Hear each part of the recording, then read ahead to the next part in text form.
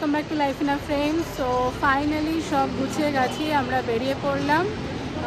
Time হয়ে গেছে অ্যাডমিশনের, ফোনও করেছিল, সব রেডি, তাই তো? আর এখন গাড়ি বা বাইকের দুটোতেই যেতে পারছি না, তার কারণ হচ্ছে ফেরার সময় তো চালাতে পারবে না, তো সেই কারণে। বাট দাদা যাবে বলেছিল, সোহমদা, বাট আমরাই বললাম গিয়ে এখন তো শুধু ঢুকে যাবো, তাই লাভ নেই, তো ফেরার সময় প্রয়োজন হবে, তো চলো। তো এই যে পৌঁছে আমাদের মোটামুটি ইনিশিয়াল যে প্রসেস বা ইয়েগুলো আর কি সব হয়ে গেছে। তা এখন বেডে দিয়ে দিয়েছে অভিজিৎকে, তো এখন তার সাথে পরপর চলছে টেস্টগুলো, শুরু হলো ইকোকার্ডিওগ্রাম দিয়ে, না? হ্যাঁ, তো এই চলছে এখন। খাওয়া দাওয়া তো করেই এসছি, সেজন্য অসুবিধা নেই। সব ঠিক তো? তার সাথে ডক্টরও এসে আর কি পুরো এক্সপ্লেন করে দিল আরেকবার কীরকম কী হবে স্টেপ বাই স্টেপ, আজকে কালকে আর আগামী 1 মাসও, তো এই আর কি। এপাশে বাকি টেস্টগুলোর জন্য অভিজিৎকে নিয়ে যাচ্ছে ওরা। ও তো গেল টেস্ট করাতে, আমি ততক্ষণ তোমাদের রুমটা দেখিয়ে দিই। আর এই রুমটা আমরা পেয়েছি, আর ভালোই, বেশ পরিষ্কার, সব কিছুই রয়েছে। আর পেশেন্টের সাথে একজন 24 আওয়ার্স থাকাটা ম্যান্ডেট, তাই সাইডের ছোট বেডটা হলো আমার জন্য। আর এপাশে বাকি টেস্টগুলোর জন্য ও আসার পর আর কি এখানে চ্যানেলটা করেছে একবারেই, আর সেটা দিয়েই ব্লাড নিয়ে যাচ্ছে টেস্টের জন্য। তো এখন আমি এলাম একটুখানি প্রথম দিকে চা খেতে হসপিটালের যে ক্যান্টিনটা, ওর সার্ভারটা ডাউন হয়ে গেছে, তো সেই কারণে ওরা এখন অর্ডার নিতে পারছে না। তো সেজন্য হসপিটালের পেছন দিকে একটা ছোট বেকারি আছে, এই যে তো অ্যাকচুয়ালি না, এই অ্যাপোলোতেই ডুগু হয়েছে, প্লাস আমরা মানে যে সময় আর কি ডুগু হয়েছিল তখন আমরা এটা অ্যাকচুয়ালি জেপি নগর হয়ে গেল ব্যাক সাইডটা, তো এই জেপি নগরেই থাকতাম, তো যেন সব মোটামুটি চেনা জানাই। আর এদিকে একটা কাণ্ড হয়েছে, অভিতে প্রথমেই চ্যানেলটা এখন বানাতে শুরু করলো, বাঁ হাতে আর কি চ্যানেলটা বানানোর চেষ্টা করছিল। তো যখন শুরু করে সাথে সাথেই ওর ব্রেনটা না পুরো ফুলে ঢোল হয়ে গেল, আর ভীষণ পেন, তো সেজন্য ওরা ফার্স্টে করতে পারলো না, ছেড়ে দিয়েছিল। তারপরে আবার একটু গ্যাপ দিয়ে এসে ডান দিকের হাতে করলো, তো এই আর কি বললো আজকে রাতে, মানে ওষুধ দিয়ে দিয়েছে সাথে সাথে, কমে যাবে বলছে ফোলাটা, বাট পেন আছে খুব, এই আর কি। তো চলো, আমি এটা একটুখানি ভেজ পাফ নিলাম, খুব খিদে পাচ্ছিল, তার সাথে চা খাচ্ছি, একটু আদা চা খেয়ে যাব। তো যেতে যেতে হসপিটাল তো তাড়াতাড়ি দিয়ে দেবে ডিনার, তো অভিজিৎকে ডিনারটা খাইয়ে আমি একবার বাড়িতে যাব, বাড়িতে গিয়ে ডুগুর সাথে দেখা করে আসবো, আমিও ডিনারটাও বাড়িতেই করে আসবো, বাড়ি একটু কাছেই তো, কারণ ডুগুর সাথে সেই সকালে দেখা হয়েছে, আর সারাদিন মানে একটা শুতে যাওয়ার আগে না দেখা করলে ওর মনটা খুব খারাপ হয়ে যাবে, সেজন্য একবার বাড়ি ঘুরে আসবো।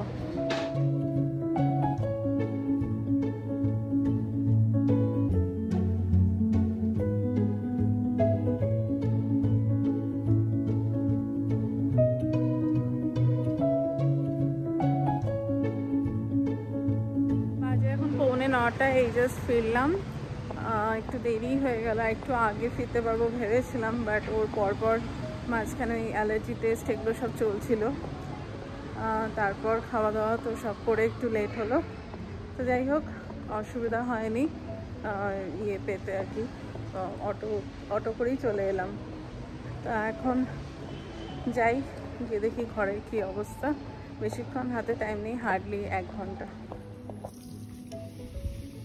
এই যে বাড়িতে এসে ফ্রেশ হয়ে ডিনার করছি, তো ডিনারে রয়েছে রুটি, আর এটা হলো ব্রকলি মাশরুম দিয়ে একটা শুকনো শুকনো মতন তরকারি, খুব ভালো হয়েছে ডুগু বললো। আর এই যে এসে চট করে ফ্রেশ হয়ে নিলাম, আর ড্রেস ট্রেসও চেঞ্জ করে নিয়েছি, ওই এক জামা কাপড় পরে থাকা, ওখানেও চেঞ্জ করা যায়, বাট বাড়িতে এসে ফ্রেশ হওয়া, ডুগুর সাথে মিট করা আলাদাই ব্যাপার, তাই না? খাওয়ার দাওয়ারও সবই আছে ওখানে, বাট স্টিল। তো চলো টাটা। হ্যাঁ টাটা। ঠিক মতন ঘুম থেকে উঠে স্কুল চলে যাবে, ঠিক আছে?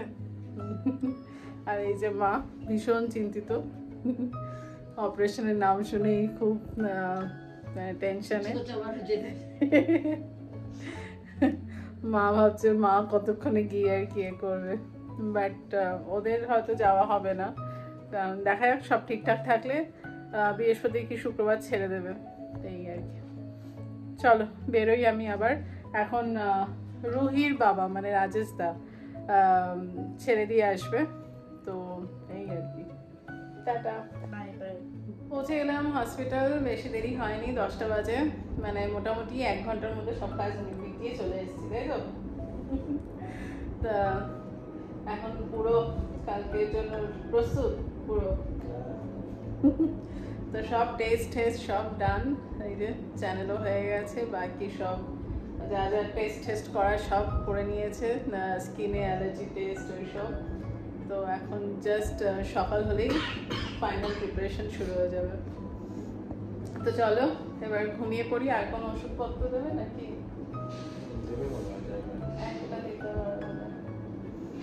ঠিক আছে, চলো এবার আস্তে আস্তে শোয়ার চেষ্টা করি, জানি না কতটা পারবো। আসার আগে একবার ডক্টরকেও ফোন করে কথা বললাম, তো উনিও বললেন সব ঠিকই আছে, কালকে চেষ্টা করবে যত তাড়াতাড়ি সম্ভব ওটিতে ঢুকিয়ে দেওয়ার, কারণ কি পুরো ফাস্টিং করে থাকতে হয় না, তো যত লেট হবে ওর মানে কষ্ট, মানে জলও খেতে পারবে না, ওটাই প্রবলেম।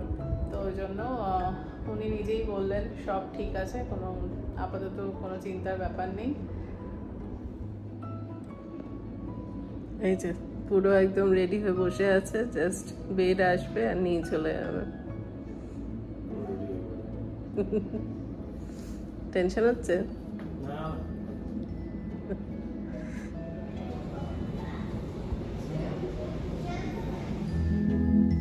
নিয়ে গেল অভিজিৎকে ওটিতে, বিফোর টাইমে নিয়ে নিল। ডক্টর বলেইছিলেন চেষ্টা করবেন অ্যাজ আর্লি অ্যাজ পসিবল সকাল সকাল করে দিতে। তো অভিজিৎ তো চলে গেল, আর এখানে এখন সব পরিষ্কার করছে আন্টি। আন্টি হিন্দি পারে না, আন্টি কানাড়া মাতাতে আসতে। ಅದಕ್ಕೆ ನಾನು ಹೇಳ್ತೀನಿ ನಿಮಗೆ ಕನ್ನಡ ಗೊತ್ತು ಅಷ್ಟೇ। তো ওকে 9:30টার মধ্যেই ঢুকিয়ে নিল ওটিতে, তা মানে সব অন টাইম বা বিফোর টাইম যাচ্ছে বলা যায়। এখন আমি ততক্ষণ একটু কিছু খেয়ে নিই, একটু বাইরেই এলাম, ভালোও লাগবে একটু রোদ টোদ খেয়ে, সারাদিন তো ভেতরে। তো আবার মানে বেশিক্ষণ করা যাবে না, কারণ আমাকে আবার লাস্টের দিকে ডাকবে ওটিতে, তো সেই জন্য 11টা নাগাদই গিয়ে ওখানে আবার দাঁড়াতে হবে। 11:30 12টা এনি টাইম ওটি শেষ হতে পারে, এই আর কি। তো চলো একটু কিছু চা দেখি, হালকা কিছু খেয়ে নেবো, চা তো খাবো অবশ্যই, চা বা কফি, তার সাথে দেখি। কালকে অ্যাকচুয়ালি দুপুরবেলায় এখন আমরা এলাম, তখন থেকে মানে প্রত্যেক হাফ অ্যান আওয়ারে বোধহয় কিছু না কিছু টেস্ট চলছিল, তো একদম রেস্ট নিতে পারিনি। তো বাট লাস্টে এখন ওই 10টার সময় এলাম, আসার পরে 10:30টায় ওকে একটা ইঞ্জেকশন দিল, তারপরে আর সেরকম রাত্রিবেলা ডিস্টারবেন্স কিছু হয়নি। আর বাট ভোরবেলা 5টা থেকে আবার শুরু করে দিয়েছে ওকে রেডি করা, তো মোটামুটি 8টা 8:30টার মধ্যে পুরো রেডি হয়ে গেছিলো, চান ঠান করে সব করে। যাই হোক, তো এখন এই কাজটা ভালোভাবে মিটে গেলেই ভালো। আমি নিলাম দোসা আর কফি, পরে ভাবলাম যে আমি আর দুপুরবেলা টাইম পাবো না খেতে আসার আর কি, তো সেই কারণে একটু হেভি ব্রেকফাস্টই করে নিচ্ছি।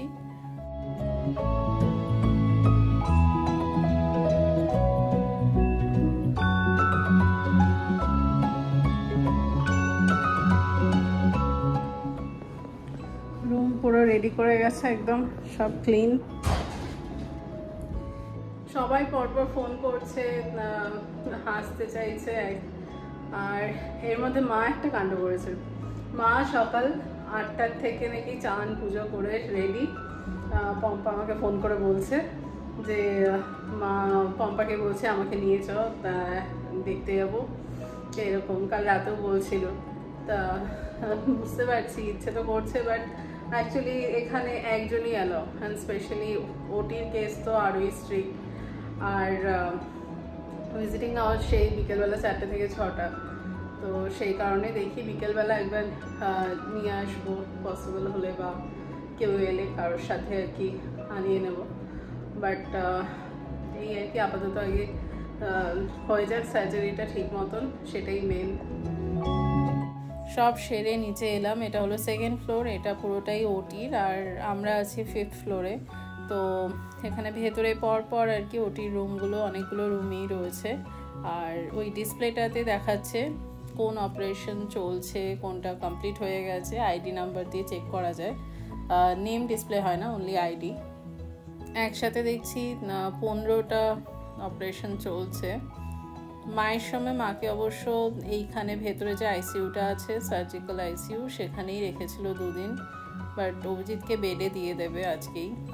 হয়ে গেল অপারেশন। ডক্টর তো জাস্ট অপারেশন শেষ করেই বেরিয়ে এসে বলে গেলেন, জানতেন যে আমি ওয়েট করছি জন্য।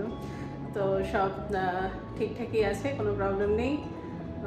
তো বেসিক্যালি অভিজিতের 3খানা সার্জারি, ফেস, টার্বিনোপ্লাস্টি আর সেপ্টোপ্লাস্টি, তো 3খানা একসাথেই হয়েছে।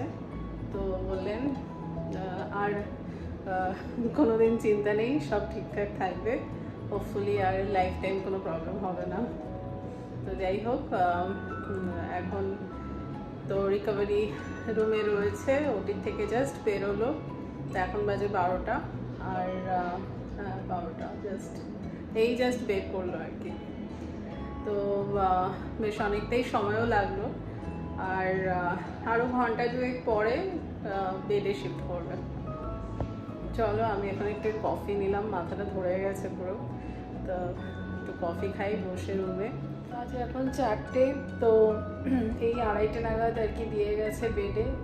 এখন একটু আর কি মানে স্টেবল, একটু জ্ঞানটাও ফিরেছে। বাট ওভারঅল এই এতে প্রচণ্ড ব্যথা, মানে পুরো মাথা, কান, গলা সব ব্যথা। তো আজকের দিনটা ব্যথাটা থাকবে, কালকে একটু বেটার ফিল করবে হয়তো। একটু পরে পম্পিরা আসবে, তো ওরা মাকে নিয়ে আসবে। মা পাগল হয়ে গেছে দেখার জন্য, সে খায়নি ঠিক মতন। তো এখন আসবে ওই 5টা নাগাদ।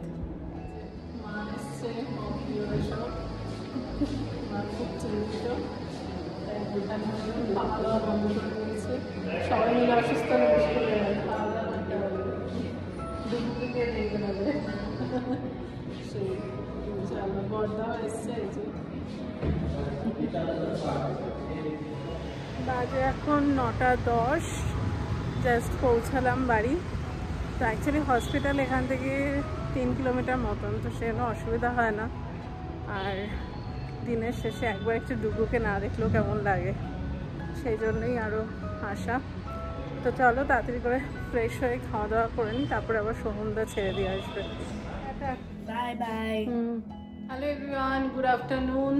মর্নিং আর হলো না, তার কারণ হচ্ছে আজকে হলো আমাদের 3rd ডে হসপিটালে, আর হোপফুলি আজকে ডিসচার্জ হয়ে যাবে।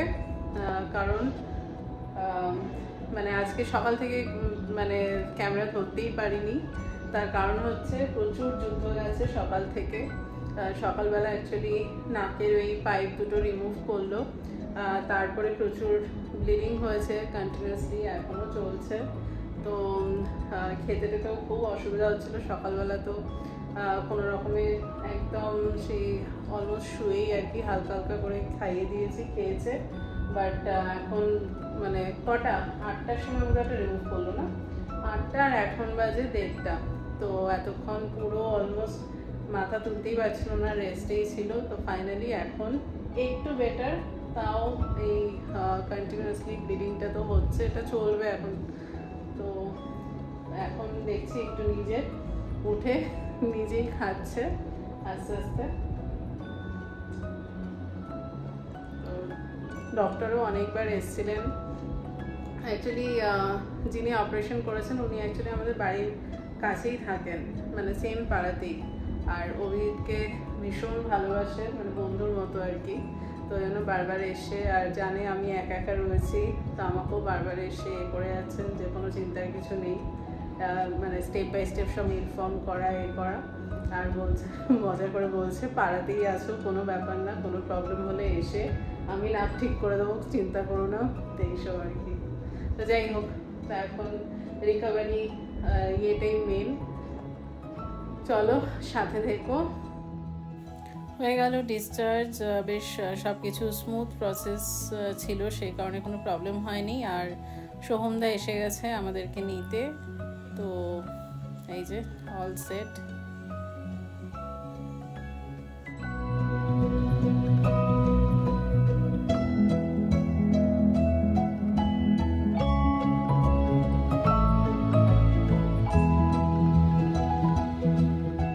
গুড ইভিনিং অল, বুঝতেই পারছো বাড়িতে এসে গেছি। So finally we are back home.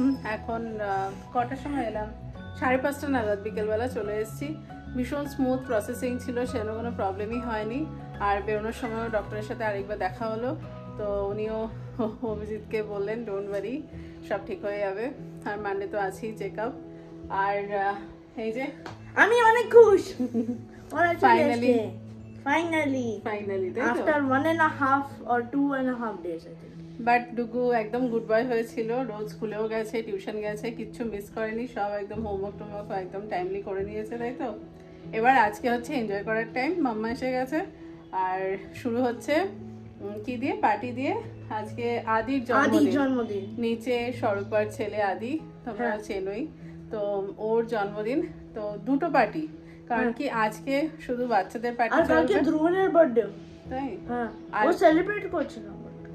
But আদির বার্থডেটারই কালকে আবার আমাদের সবার আর কি বড়দের ইনভিটেশন আছে, মানে আলাদা করে। তো কালকেও আর কি চলবে। আর এই যে মা জাস্ট পুজো দেওয়া কমপ্লিট করলো, মাও খুশ, ছেলে বাড়িতে এসে গেছে, তাই তো। বাট কাল খাওয়া দাওয়া করেনি, আজকে খেয়েছে তো?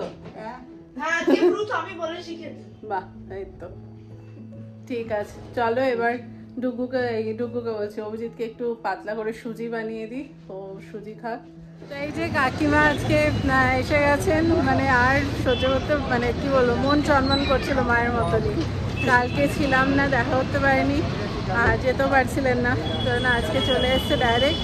এতক্ষণ ঘরে ছিলেন, অভিজিৎকে দেখলো এইসব, তারপরে আমাকে বলছে, আমি বেরিয়েছিলাম এই ওষুধ কিনতে, কাকিমা বলছে চলো আমি তোমার সাথে যাবো, তুমি আর একা কেন যাবে, এই আর কি। তো এই বেরিয়েছি, অভিজিতের খিচুড়ি টিচুড়িগুলো বানিয়েই বেরোলাম, ততক্ষণ মারা গল্প করছিল, কাকিমা মা। এই চলো ওষুধগুলো নিয়ে নিই। অভিজিতের গলায় এত ব্যথা যে কোনো ওষুধ, মানে ট্যাবলেটগুলো আর কি ডাইরেক্ট নিতে পারছে না, তো সেই কারণে ওটাকে থেতো করে দিতে হবে, হসপিটালও তাই দিচ্ছিল। তাই এখন এসছি বাসনের দোকানটা, একটা নতুন এই হামাল দিস্তা কিনতে, ছোট একটা নেব, কারণ ইউজ করা দেওয়া যাবে না, মেডিসিনের ব্যাপার তো। তাই এইখানে এলাম।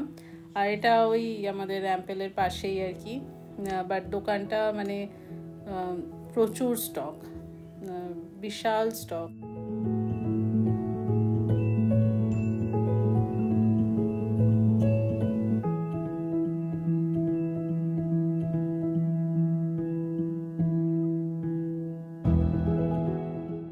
আমি এখানে কিনছি আর কাকিমা কিন্তু ওপরে দাঁড়িয়ে আছেন, এটা অ্যাকচুয়ালি বেসমেন্টের দোকানটা। আর ফেরার সময় কাকিমার আমি নিয়ে নিলাম আঙুর, কমলা লেবু। তো চলো আজকে ব্লগটা এখানেই শেষ করছি, তোমরা সবাই খুব ভালো থেকো, গিয়ে অনেক কাজ আছে এখন, অভিজিৎকে ওষুধ খাওয়ানো, ডিনার করানো। টাটা।